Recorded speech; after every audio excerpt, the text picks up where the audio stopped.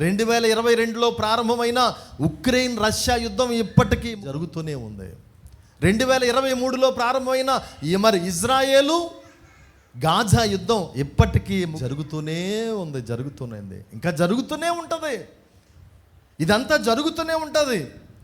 ఇప్పుడు Israel Iran మీద బాంబులు వేసింది, ఇరాన్ ఇజ్రాయెల్ మీద బాంబులు వేస్తున్నాయి. ఇదంతా కూడా జరుగుతుందని నా యేసయ్య గ్రంథంలో ముందే రాసేశాడు దేవుడు. ఇరాన్ ఇజ్రాయెల్ యుద్ధం గురించి ఉందో తెలుసా మీకు? ఇందులో దేవుడు ప్రవచనం నెరవేరబోతుంది. ఇది జరుగుతుందని, ఇరాన్ ఇజ్రాయెల్ మీదకి వెళ్తుందని. ఇరానే కాదు, రష్యా, చైనా, ఇంకా ఉన్నటువంటి వారి మిత్ర దేశాలన్నీ కలిసి ఇశ్రాయేల్ మీద యుద్ధానికి వెళ్తారని నా దేవుడు ముందుగానే ప్రవచించాడు బైబిల్లో. ఆ ప్రవచనాలన్నీ ఇప్పుడు నెరవేరుతున్నాయి. దేవుని వాక్యంలో సున్నా కానీ పొల్లు కానీ లేదు. ఆయన ఏదైనా చెప్పాడంటే అది నెరవేరకుండా జరగలేదు. ఇంకా ఏదైనా నెరవేరవలసి ఉంటే తప్పకుండా నెరవేరబోతుంది. నా యేసయ్య రాకడలో ఈ యుద్ధం జరగబోతుంది. యుద్ధాలు ఏది మంచిది కాదు, కానీ ఇశ్రాయేల్ దగ్గర ఉన్న ఒక నీతి ఏంటంటే వాళ్ళు మొట్టమొదటిగా ఏ దేశం మీదకి యుద్ధానికి వెళ్ళరు. వాళ్ళు ఏ దేశం మీదకి మొట్టమొదటికి వెళ్ళరు. ఇప్పుడు ఒక మాట మీకు చెప్తాను. 1 గంట నుండి ఎవరైనా మిమ్మల్ని పదే పదే బూతులు తిడుతున్నారు, మాటి మాటికి వచ్చి కొడుతున్నారు, బూతులు తిడుతున్నారు, కొడుతున్నారు, బూతులు తిడుతున్నారు, కొడుతున్నారు. మీరు చూశారు, గంట చూశారు, 2 గంటలు చూశారు. ఇక ఓర్చుకోలేక పక్కన కర్ర ఉంటే బుర్ర మీద వేశారు. బుర్ర పగిలిపోయి రక్తం వచ్చేస్తుంది. చూసిన వాళ్ళకి ఎలా కనబడుతుంది? రే అలా కొట్టేసేవంటరా. 2 గంటల నుంచి వీడి బూతులు తిట్టి నన్ను ఎన్నిసార్లు కొట్టాడు మీకు తెలుసా? అది కనబడలేదు, కానీ వాడు ఒక్క కర్ర తీసుకుని బుర్ర మీద కొడితే రక్తం కనబడింది కనుక ఇప్పుడు ఇశ్రాయేల్ని ద్వేషించడానికి కారణం ఏంటంటే అదే. ఇశ్రాయేల్ని ఈ పక్క నుండి ఆ పక్క నుంచి అనేక ముస్లిం కంట్రీస్ రెచ్చగొట్టేశారు వాళ్ళని. ఒక పక్క నుంచి వీడు మిషన్లు వేసేసేవాడు, వాడు బాంబులు వేసేసేవాడు. అలా తట్టుకుని ఇక తట్టుకోలేక బయటకు వచ్చి బాంబులు వేసారు వాళ్ళు. మొట్టమొదటిగా ఏ దేశం మీదకి ఇశ్రాయేల్ ఫస్ట్ వెళ్ళలేదు. వాళ్ళని రెచ్చగొట్టిన తర్వాతే వాళ్ళు బయటకు వచ్చారు. పిల్లరా, ఇరాన్ మీద ఎందుకు బాంబులు వేయాలి? పక్కనున్న గాజా మీద వేశారు, లెబనాన్ మీద వేశారు, ఈజిప్ట్ మీద వేశారు. ఇప్పుడు ఇరాన్ మీద ఎందుకు వేశారండి అంటే వినండి జాగ్రత్తగా. ఇరాన్ అనేటువంటిది ముస్లింలో పెద్ద కంట్రీ, చాలా కొంచెం సంపన్న కంట్రీ, ఆయిల్ నిక్షేపాలు ఎక్కువ పడిన కంట్రీ, డబ్బులు బాగా ఎక్కువ ఉన్నాయి. ఈ కంట్రీలో ఎక్కువ డబ్బు ఉంది కాబట్టి ఈ కంట్రీ ఇరాన్ అనేది ఇజ్రాయెల్ అంటే చాలా కక్ష. ఇజ్రాయెల్ అనే దేశాన్ని ప్రపంచ పటంలో లేకుండా చేయాలని వాళ్ళు ఎప్పటి నుంచో కంకణం కట్టుకున్నారు. వాళ్ళ యొక్క ఉద్దేశం అది. ప్రపంచ పటంలో ఇశ్రాయేల్ ఉండకూడదు, ఇశ్రాయేల్ నాశనం చేయాలా ఎలాగైనా సరే అని. అందుకే వీళ్ళు ఏం చేశారంటే కొన్ని గ్రూపులు వాళ్ళకి ఆయుధాలు సరఫరా చేశారు. ఇజ్రాయేల్ పక్కన ఉన్న గాజాలో హమాస్ అనే ఉగ్రవాద సంస్థకి ఆయుధాలు సప్లై చేశారు. లెబనాన్ అనే దేశంలో హిజ్బుల్లా అనే ఉగ్రవాద సంస్థకి ఆయుధాలు సప్లై చేశారు. యమన్ అనే దేశంలో హౌతీలు అనే వాళ్ళకి ఆయుధాలు సప్లై చేశారు. ఎందుకంటే ఇశ్రాయేల్ కొట్టేండ్రా చంపేండ్రా అని. సరే, వీరు ఏం చేశారంటే ఎన్ని సప్లై చేసినా ఇరాన్ మీద వీళ్ళు యుద్ధంకి వెళ్ళా, వీటిని చూసుకున్నారు. ఇప్పుడు ఇరాన్ వాళ్ళు ఏం చేస్తున్నారంటే ఈ మిసైల్స్ వలన, ఈ గన్స్ వలన, లేదా ఈ యొక్క బుల్లెట్ల వలన, ఈ బాంబుల వలన వీళ్ళు లొంగట్లేదు. వీడిని ఒకేసారి లేకుండా చేసేద్దాం, స్మాష్ చేసేద్దాం, ప్రపంచ పటంలో ఇశ్రాయేల్ని తుడిచేద్దాం అని అనుకున్నారు. వాళ్ళు ఏం వేస్తే వాళ్ళ దేశం నాశనం అయిపోద్దంటే అణుబాంబు వేసేయాలనుకున్నారు. అణుబాంబులు తయారు చేసుకున్నారు. ఇప్పుడు అణుబాంబులు తయారు చేయడానికి యురేనియం స్టోరేజ్ చేసుకున్నారు. యురేనియం శుద్ధి చేసేటువంటి ఫ్యాక్టరీలు పెట్టుకున్నారు. అణుబాంబులు తయారు చేసేటువంటి ప్రాంతాలని వాళ్ళు 3 ప్రాంతాలని వాళ్ళు ఏర్పాటు చేసుకుని రహస్యంగా అణుబాంబులు తయారు చేస్తున్నారు. అణుబాంబులు తయారు చేయకూడదని 1967 సంవత్సరంలో ప్రపంచంలోని అగ్రరాజ్యాలన్నీ కూడా ఒక నిబంధన చేసుకున్నారు. అణుబాంబులు ఎవరి దగ్గర ఉన్నాయో తెలుసా అండి? కేవలం అమెరికా వాళ్ళ దగ్గర, రష్యా వాళ్ళ దగ్గర, యునైటెడ్ కింగ్డమ్ వాళ్ళ దగ్గర, ఫ్రాన్స్ దగ్గర, చైనా దగ్గర మాత్రమే అణుబాంబులు ఉన్నాయి. 1967 సంవత్సరానికి ముందు. వాళ్ళు అణుబాంబు అంటే ఎలాంటిదో తెలుసే మీకు? ఒక్క అణుబాంబు వేస్తే, అంటే కొన్ని అణువులు, అది యురేనియం అణువులు అన్నమాట. యురేనియం అని ఒక భయంకరమైనటువంటి మండే స్వభావం కలిగినటువంటి ఒక ఖనిజం, అది యురేనియం. దానిలో నుండి కరెంటు తీసుకోవచ్చంట. అంటే ఆశీర్వాదానికి ఉపయోగించుకోవచ్చు, నాశనానికి ఉపయోగించుకోవచ్చు. దాంట్లోంచి కరెంటు తీసుకుంటే ఎంత కరెంట్ అయినా ఉపయోగపడుతుంది. మన యొక్క అవసరాలకి కరెంటును వాడుకోవచ్చు. కానీ దానిని శుద్ధి చేసి ఆ అణువులన్నీ పోగు చేసి కానీ ఒక బాంబుగా తయారు చేస్తే అది మొత్తం స్మాష్ చేసేస్తుంది. మామూలుగా కాదు. కొంచెం అణుబాంబులో తక్కువ బాంబుని జపాన్లో వాడారు అమెరికా వాళ్ళు. హిరోషిమా, నాగసాకి అనే ప్రాంతాల మీద వేస్తే ఇప్పటికీ కూడా పచ్చగడ్డి మొలవదంట. 50-60 కిలోమీటర్ల దూరంలో ఉన్నవాళ్ళు కూడా చర్మం ఇసుక రాలిపోయినట్టు రాలిపోద్దంట. చర్మం ఇసుక రాలిపోయినట్టు రాలిపోద్దంట ఆ రేడియేషన్ యొక్క పవర్కి.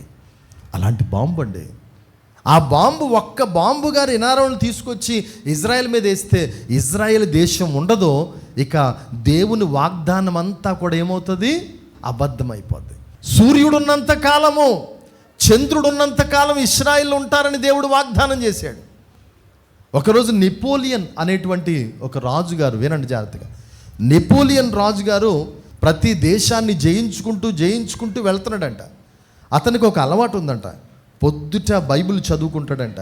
బైబిల్ చదువుకున్నప్పుడు సైన్యాధ్యక్షుడు వచ్చి, సార్ మీరు అన్నిటి మీద జయం పొందుతున్నారు, మీకేం తక్కువని బైబిల్ చదువుతున్నారు, దేవుడు అసలు ఉన్నాడంటారా అని అడిగాడంట. ఆ సైనికుడిని పిలిచాడంట, ఇశ్రాయేలీయుడిని. ఇదిగో వీడు ఇశ్రాయేలీయుడు భూమి మీద ఉన్నంత కాలము దేవుడు ఉన్నట్టే అన్నాడంట. ఇశ్రాయేల్ను కాపాడువాడు కునకడు, నిద్రపోడు. సూర్యుడున్నంతకాలం ఇశ్రాయేలుడు ఉంటాడు, చంద్రుడున్నంతకాలం ఇశ్రాయేలుడు ఉంటాడని దేవుడు వాగ్దానం చేస్తే, ఇప్పుడు ఇశ్రాయేల్ ఎవరు లేకుండా అణుబాంబు వేసి లేపేద్దాం అనుకుంటున్నారు ఇరాన్ వాళ్ళు.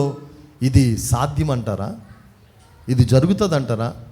ఇశ్రాయేల్ని కాపాడువాడు కునకడో, నిద్రపోడు. దేవుని బిడ్డలారా, ఇరాన్ అనేటువంటి వాళ్ళు, రష్యా అనేటువంటి వాళ్ళు ఇజ్రాయెల్ మీద యుద్ధం చేస్తారని హెజ్కేలుతో దేవుడు ఎప్పుడో మాట్లాడాడు. చూడండి, మీకు చూపిస్తాను. హెజ్కేలు గ్రంథము 38వ అధ్యాయంలో 2వ వచనం చూద్దాం. నరపుత్రుడా, మాగోగు దేశపు వాడు గోగు అనగా రోషునకును మెషకునకును తోబాలునకును అధిపతి అయిన వాని తట్టు అభిముఖుడువై అతన్ని గూర్చి ఈ మాట ఎత్తి ప్రవచింపుము. ప్రభువైన యెహోవా సెలవిచ్చినదేమనగా, రోషునకును మెషకునకును తోబాలునకును అధిపతియగు గోగు, నేను నీకు విరోధనై ఉన్నాను.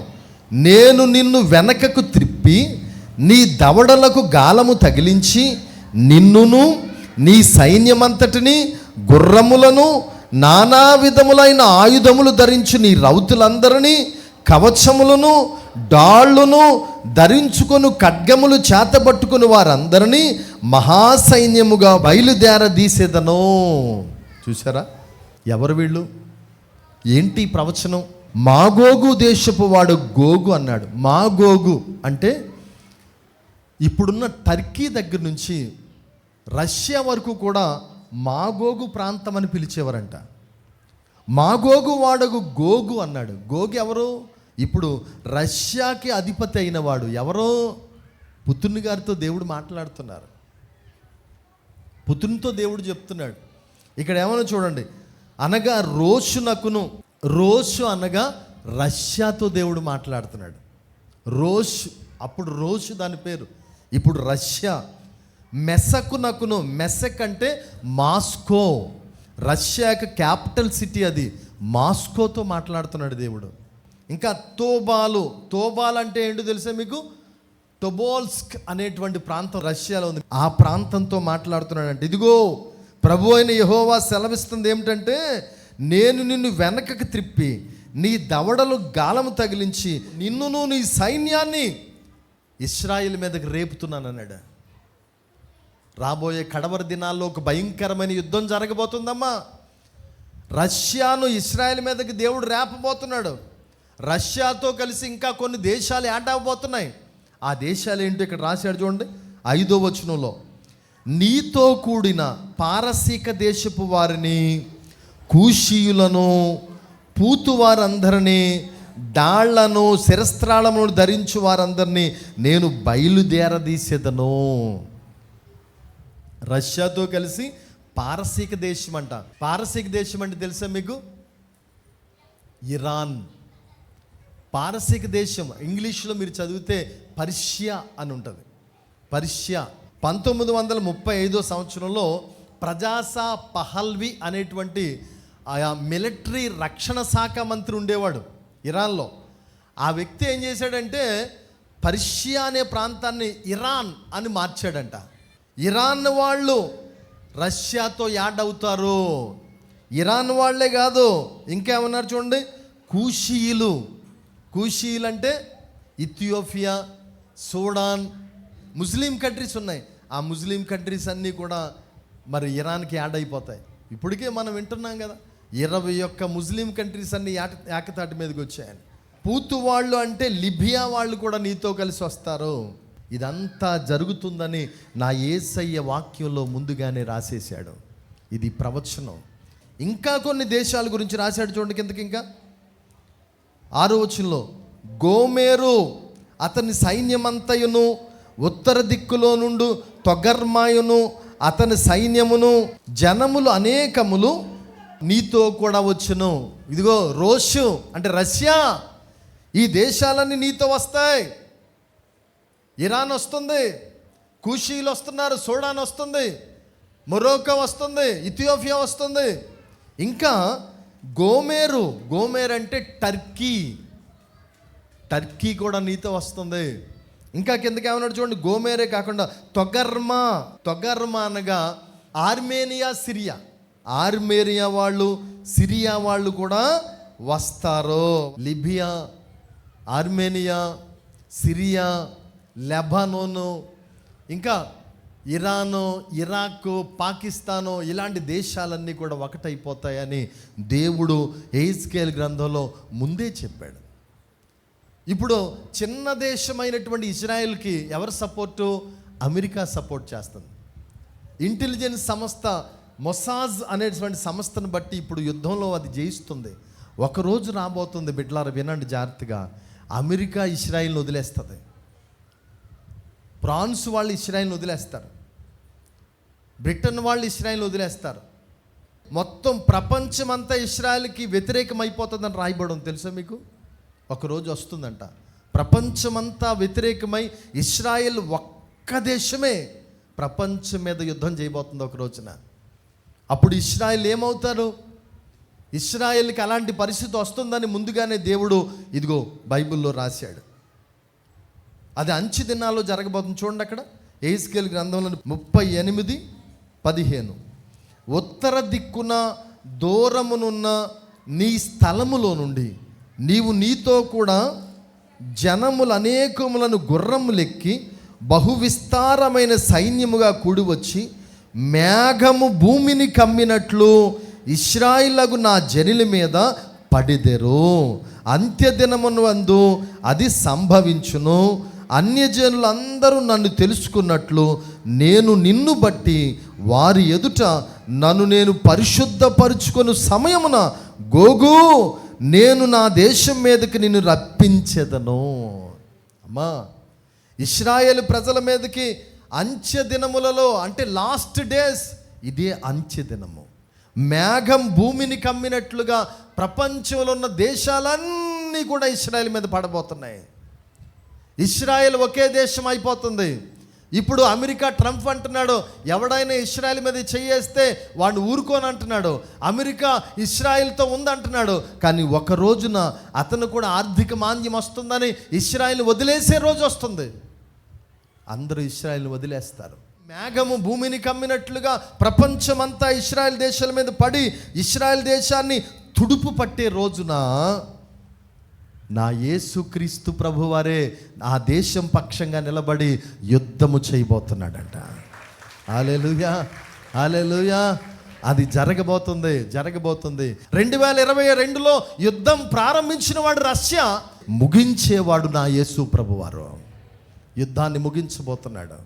హార్మగెద్దెన్ అనేటువంటి స్థలములో యుద్ధము జరగబోతుంది. ఆ యుద్ధము చూడండి ఎలాగుంటుందో. ప్రకటన గ్రంథంలో 16వ అధ్యాయము 12వ వచనంలో చూడండి.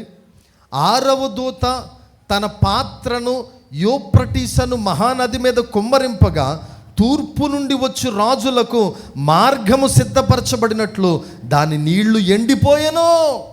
మరియు ఆ ఘట సర్పము నోట నుండి, క్రూర మృగము నోట నుండి, అబద్ధ ప్రవక్త నోట నుండి కప్పల వంటి 3 అపవిత్రాత్మలు బయలువెడలగా నేను చూచితిని.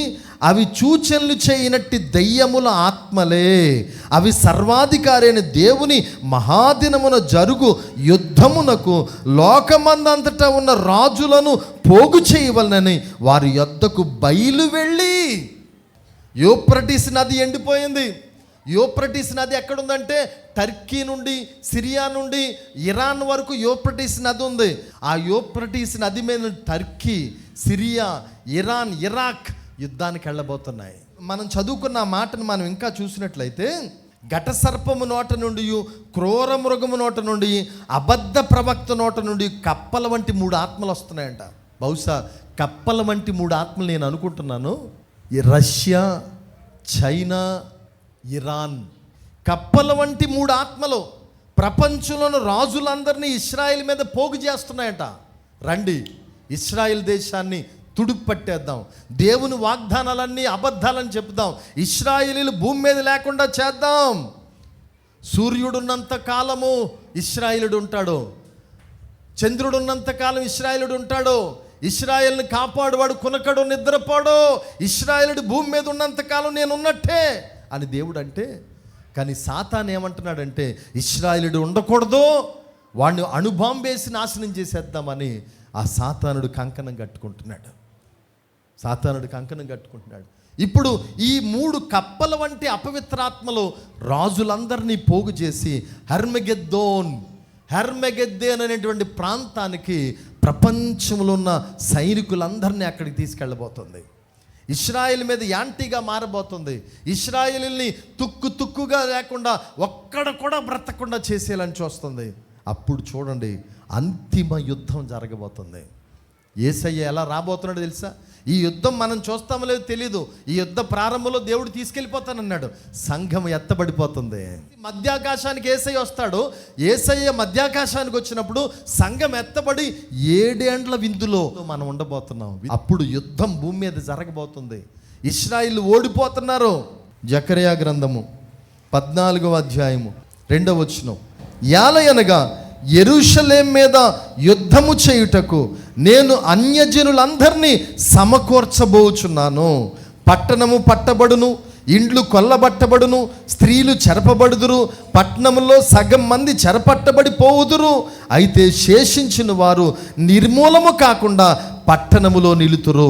అప్పుడు యెహోవా బయలుదేరి తాను యుద్ధకాలమున యుద్ధము చేయి రీతిగా అన్యజనులతో యుద్ధము చేయును. దేవుడు దిగి రాబోతున్నాడు. పట్టణం పట్టబడుతుంది, ఇండ్లు కొల్లబట్టబడుతున్నాయి, స్త్రీలు చెరపబడుతున్నారు. ఇశ్రాయేలు తుక్కుగా ఓడిపోతున్నప్పుడు దేవుడు యుద్ధములోకి ఎంటర్ అవుతున్నాడు. అమెరికా కాదు, బ్రిటిష్ వాళ్ళు కాదు, ఫ్రాన్స్ వాళ్ళు కాదు, దేవుడే స్వయముగా ఏర్పరచబడిన తన ప్రజల కోసం యుద్ధంలోకి దిగబోతున్నాడు, యుద్ధం చేయబోతున్నాడు.